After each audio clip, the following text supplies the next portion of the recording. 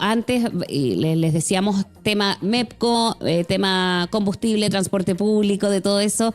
También vamos a hablar con nuestro próximo invitado que ya está con nosotros a través de la línea telefónica. Vamos a hablar con Ariel López, es ingeniero en transporte, con casi 20 años ya de experiencia en transporte y en estos temas, ¿no? Experiencia profesional, especialista en movilidad, diseño, sistema de transporte, estudiado, recorrido más de 40 sistemas de metro en más de 20 países, 4 continentes, en fin, es un tremendo currículum para saber también qué es lo que nos convoca acá en Santiago de Chile y en las regiones donde también vamos a ver cómo repercute tantas decisiones que se están tomando hasta esta hora. ¿Cómo estás, Ariel? Muy buenos días. Hola, muy buenos días, Fresia. Ahí te vemos por videollamada. Te agradecemos mucho por estar con Factos esta mañana porque, bueno, lo señalábamos hace algunos días respecto a la frecuencia. Vamos a empezar con los buses, sí, en Santiago, luego nos vamos a regiones y luego nos vamos a este famoso MEPCO y el precio de los combustibles, porque todo tiene relación. Ariel, primero, me imagino que escuchando este fin de semana al ministro de Transporte y las medidas que se pretenden ir tomando, él trataba de dejar en claro, por lo menos así lo dijo en Estado Nacional donde lo entrevistaron, que no iba a tocarse los buses eléctricos, sino que se iba a evitar que salieran aquellos que estaban parados o comprar más. ¿Cómo explicamos en esto de los buses eléctricos que ha sido un gran avance, ¿no? Pero que dicen desde el nuevo gobierno es que es muy caro mantenerlos o que no tienen características para una ciudad como Santiago, etcétera? Ya. Lo primero es que la cantidad de buses que tenemos no están de más. Responden a una tarifa, como parece, a un costo de un sistema y responden a la demanda. O sea, no hay buses pasando por donde no se necesitan. Eso de partida. Y el ministro ahí dio una cifra que a mi parecer es errónea y que puede ser hasta engañosa, porque él plantea que hay 7.900 buses en operación. Y eso no es cierto. Y justo, por ejemplo, ahora, los días lunes, a esta hora, es el momento de mayor demanda de transporte de toda la semana. Entonces, y en este exacto momento hay 6.782 buses operando. De esos, 625 están en los terminales. O sea, tenemos operando en la calle 6.077 buses. No 7.900, eso nunca se llega. Ahora, ¿de dónde sale esa cifra? Pasa de que los buses, todas las semanas vemos en las noticias que llegan buses nuevos desde los barcos directamente, filas de buses eléctricos nuevos. Y esos buses son los que están llegando, son buses eléctricos, para reemplazar a antiguos buses que deberían haber salido hace mucho tiempo, están recién saliendo. Entonces, durante un momento, entre que llegan los nuevos y se van los viejos, vamos a tener un sobrestock. Y eso es estos 1.000 buses que están de más. Pero esto es más o menos para que lo entienda la audiencia como cuando uno se cambia de casa. Cuando uno se cambia de casa, justo el último mes o los últimos 15 días, uno tiene en teoría 2 casas, la casa antigua y la casa nueva. Y es necesaria para poder hacer las reparaciones y hacer la mudanza. Entonces, si uno mide en ese momento, uno dice, bueno, tengo 2 casas, pero en realidad es una, solo que estoy mudándome. Pasar de buses diésel con terminales normales a buses eléctricos con electroterminales no es algo que uno pueda hacer instantáneamente. Necesita hacer esta transferencia durante unos meses. Pero esto, naturalmente, va a dar de baja a los buses antiguos. Por eso ahora tenemos 6.700 buses operando y no 7.900. Todos esos están apagados en los terminales. Ariel, ¿y qué pasa con esos buses antiguos? Porque antes me refiero micros amarillas particularmente, cuando llegaban estas nuevas micros o buses, empezó a haber este cambio, muchas se iban a regiones y desde regiones, con justa razón, se quejaban porque llegaban aquellos buses o máquinas en más mal estado muchas veces. ¿Qué pasa ahora? Ahora eso ya no puede ser. Claro. Básicamente porque para operar como transporte público en Chile, los buses no pueden tener más de 10 años. Por eso estos buses que algunos llevan 15 años. Y porque subieron los estándares en el último tiempo también, ¿verdad? Por lo mismo. Y a propósito de Santiago. A nivel general, nuestros buses de transporte público son bastante modernos porque la norma no les permite operar como transporte público más de 10 años. ¿Qué es lo que normalmente se hace con los buses de transporte público cuando se dan de baja a los 10 años? Es que los compran las empresas, las universidades para llevar a los estudiantes. Es un transporte privado. Es un transporte colectivo, pero privado. No pueden dar servicio de transporte público. Hay gente que los compra para hacerlo casa rodante y cosas así, pero no pueden recibirse para hacer buses públicos. Y cuando el ministro ayer decía que había algunos de segundo piso, la cifra no me acuerdo, los que tenían 2 pisos, pero que, comillas, se les había inventado un recorrido, que fue también un avance en su minuto porque lo que se pretendía era tener acceso al aeropuerto y un recorrido al aeropuerto, como en básicamente muchos países del mundo, que te facilita, incluso abarata muchos costos de llegar a un terminal aéreo. Sí. Los buses de 2 pisos son solo 18 buses de casi 7.000 que tenemos. O sea, es marginal. Es muy, muy marginal. Y estos tienen una capacidad similar a la de un bus oruga, solo que arriba tienen muchos asientos, muchísimos, y abajo tiene además mucho espacio plano que es de accesibilidad universal. Entonces, en un bus normal, en un bus tradicional, los puestos o los espacios para accesibilidad universal son bajísimos. En esto son todo el primer piso, es de completa accesibilidad. Entonces, especialmente para los servicios de aeropuertos, que uno lleva maletas, lleva coche o lleva varias maletas, al estar subiendo y bajando en un bus es más complicado. Pero en este es bajito y uno entra directo con todas las maletas y puede mantenerse abajo. Ahora, si uno viaja solo con una mochila, puede irse sentado arriba. Entonces, son especialmente útiles para esos servicios de aeropuerto. Ahora, los buses de 2 pisos tienen una particularidad que tienen bien bajo nivel de base. ¿Trabajas en TI? Atera puede hacer tu vida mucho más fácil. Todo lo que tu equipo de TI necesita, todo aquí mismo. Monitoreo remoto. Es como ser turista en su propia ciudad. Entonces, en general, la respuesta del público en esos buses es de sorpresa o de agrado. Entonces, y son muy poquitos y no generan un mayor costo. Tanto de que los operadores son ellos los que eligen qué bus van a comprar, si uno oruga o uno monobloque o uno de 2 pisos. Y para ellos fue más beneficioso porque tienen menos evasión.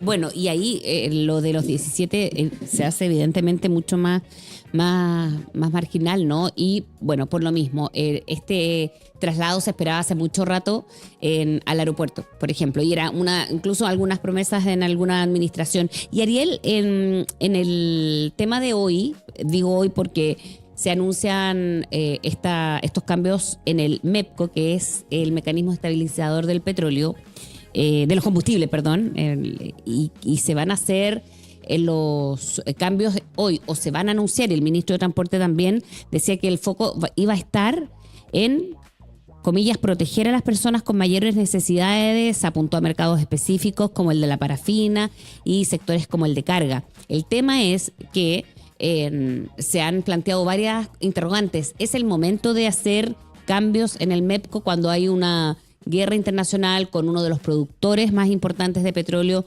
a nivel externo? Entonces, son uno de los cambios y terapia de shock.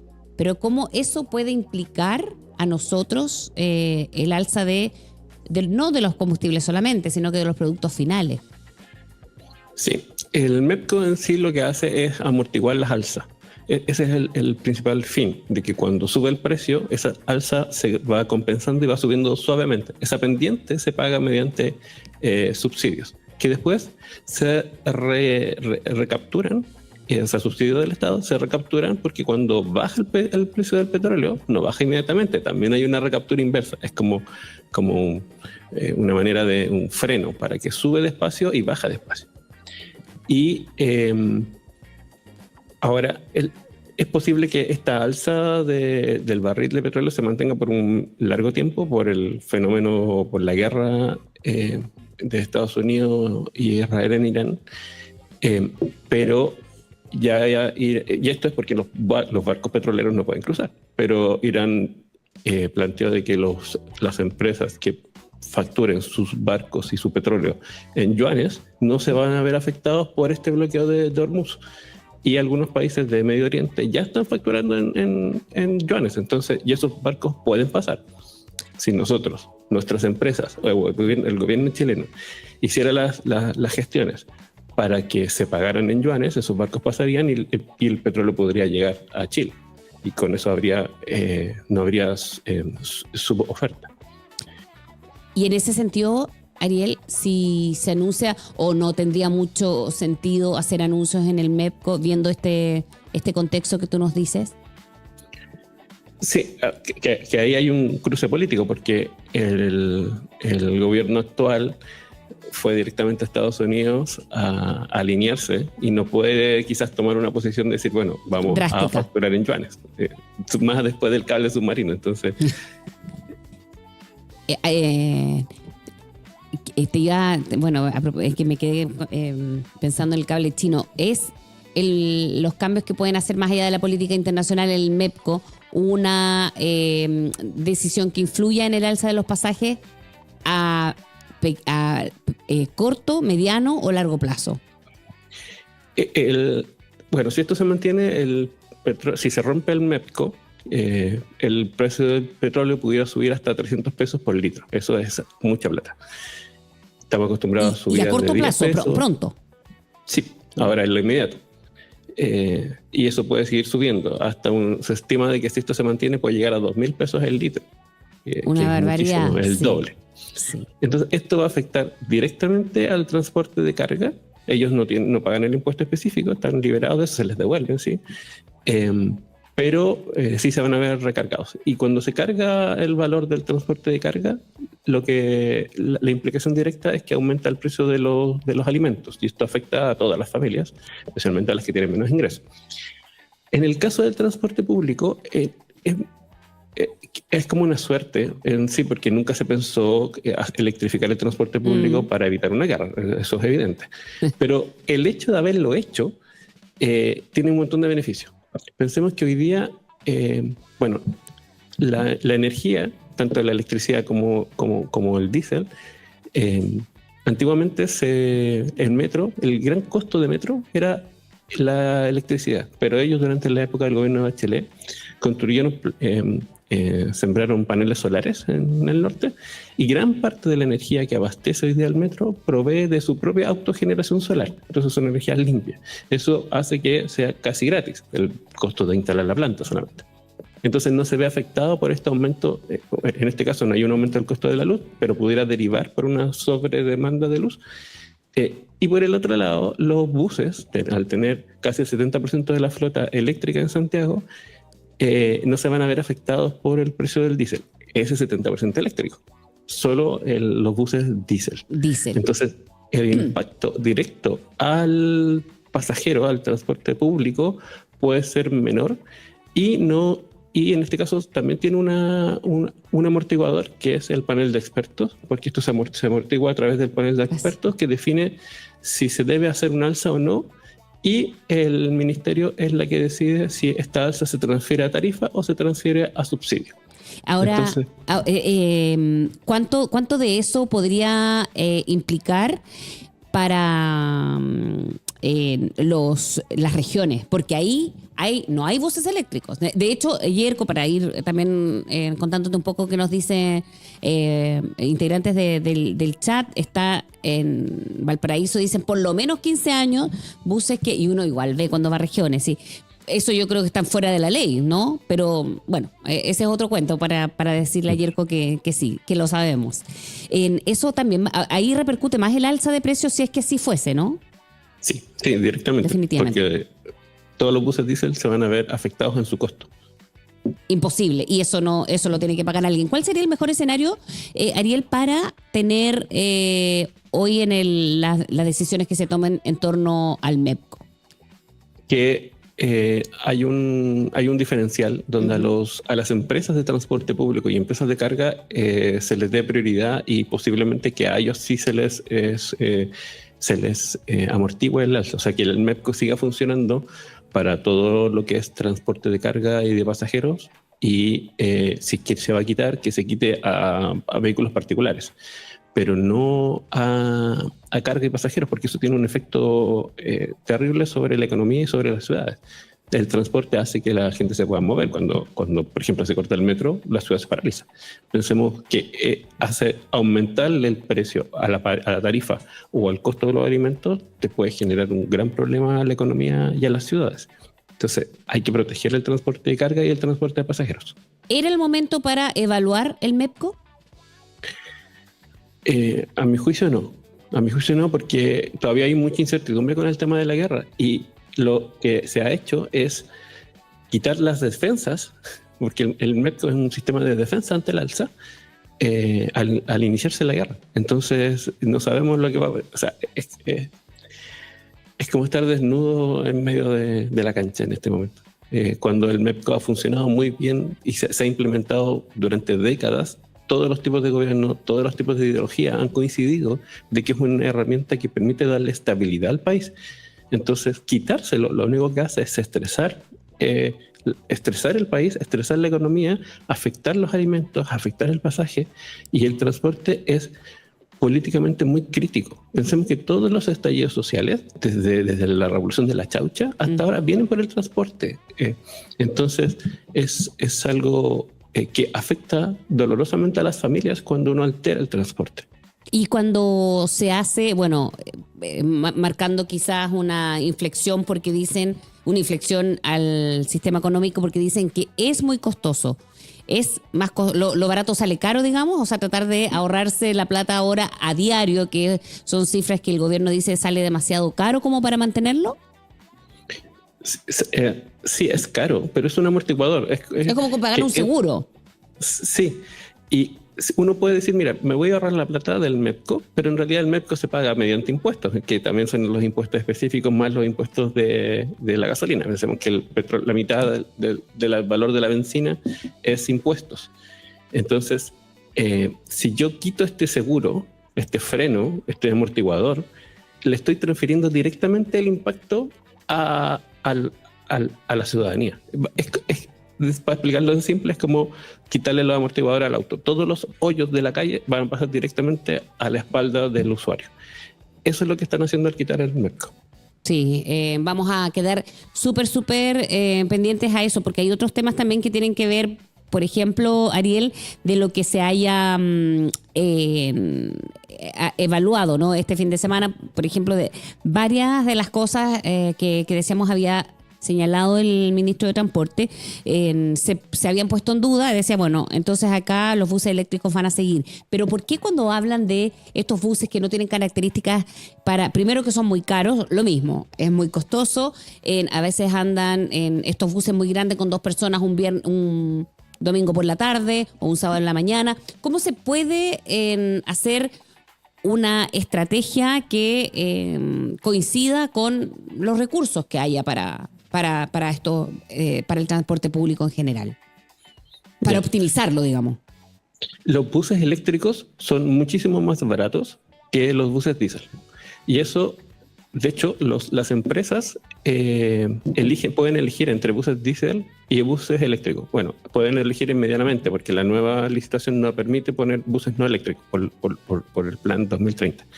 Pero antiguamente, los buses que tenemos llegaron porque para las empresas era más rentable tener buses eléctricos. ¿Por qué?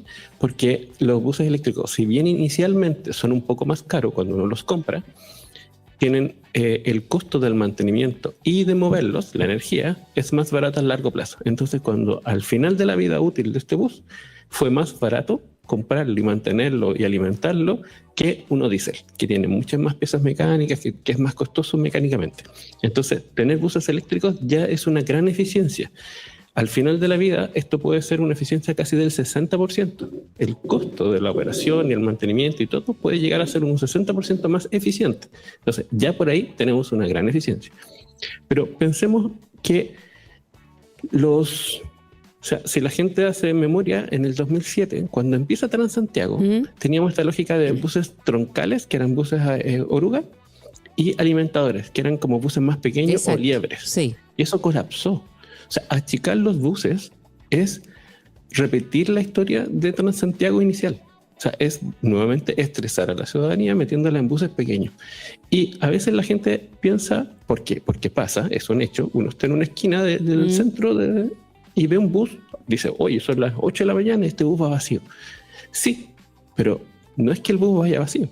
Nuestra ciudad está, generalmente la gente vive fuera del centro. Ahora, bueno, vive mucha gente en Santiago, pero nuestros lugares de trabajo se concentran. El 40% de los viajes de trabajo se concentran solo en 3 comunas: Santiago, Providencia y Las Condes. Entonces las 50 y tantas comunas viajan a estas 3 comunas a trabajar a las 8 de la mañana. Pero entonces el bus viene lleno. Hacemos Maipú, Puente Alto, San Bernardo. Esos buses vienen llenos hacia Santiago, Providencia o Las Condes. Y cuando la gente se baja a las 8 de la mañana en su trabajo, ese bus tiene que volver. Y vuelve a su origen, a su cabezal. Y vuelve vacío. Entonces uno dice, si uno está en Providencia a esa hora, ve el bus vacío, con 2 personas quizás viendo hacia Maipú. Y es súper ineficiente. Pero si en realidad ese bus tiene que llegar allá para poder traer más gente. Los buses funcionan de manera circular. Entonces dan un circuito. Pero están cargados siempre en un sentido. Van en la mañana muy cargados. Y sobre todo a la hora punta. Claro, sí. Y van vacíos a la vuelta. Y a la tarde hacen lo mismo, pero van llenos a su casa y van vacíos hacia el centro. Entonces, si uno mira, y este a veces el problema de cuando uno mira solo el transporte a través del Excel, es que si yo tengo el bus lleno en un sentido y vacío en el otro, voy a decir, esto tiene un 50% de ocupación, ¡qué ineficiencia! Es como, pero es que no puede ir lleno en ambos sentidos, porque sí. La ciudad está hacia de otra forma. Y además la gente se queda trabajando y vuelve en la tarde. Si es como, y un Excel no lo va a explicar ni siquiera la inteligencia artificial. Lo sabemos todos los días, quienes ocupamos también el transporte público.